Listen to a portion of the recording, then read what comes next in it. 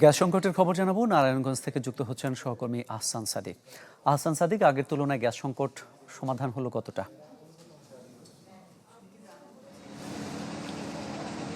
মামুন, আমি যেই সিএনজি স্টেশনটিতে আছি, যদি গত কয়েকদিনের হিসাবে আপনাকে জানাই, তাহলে আজকে এই মুহূর্তে কিন্তু এই সিএনজি স্টেশনে যে গ্যাসের চাপ সেটি 1 থেকে 2 PSI আছে এবং কর্তৃপক্ষ যেটি বলছেন আসলে যে চাহিদা রয়েছে চাহিদা অনুযায়ী একদমই কম এবং বলা যায় যে আসলে সমাধান গ্যাস পাওয়া গেলেও কিন্তু একদম পুরোপুরি সমাধান কিন্তু নারায়ণগঞ্জে এখনো হয়নি সংকটের।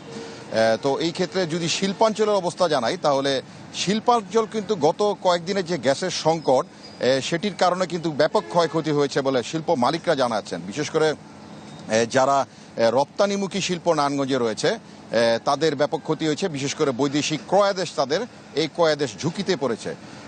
তো এখন পর্যন্ত গ্যাসের যে সংকট সেটি কিন্তু নারায়ণগঞ্জে পুরোপুরি সমাধান হয়নি।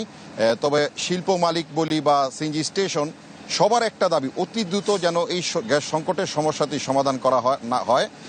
না হলে যে রপ্তানিমুখী যে শিল্পগুলি রয়েছে সেখানে কিন্তু ব্যাপক প্রভাব পড়বে এবং ঝুঁকিতে পড়বে বাংলাদেশের যে রপ্তানি শিল্প নারায়ণগঞ্জ থেকে গিয়ে থাকে এটির একটা। তো অতি দ্রুত নারায়ণগঞ্জে এই সমস্যাটির সমাধান জানিয়েছে শিল্প মালিকরা। এই হচ্ছে নারায়ণগঞ্জ থেকে সর্বশেষ পরিস্থিতি খবর। মামুন, অনেক ধন্যবাদ আপনাকে।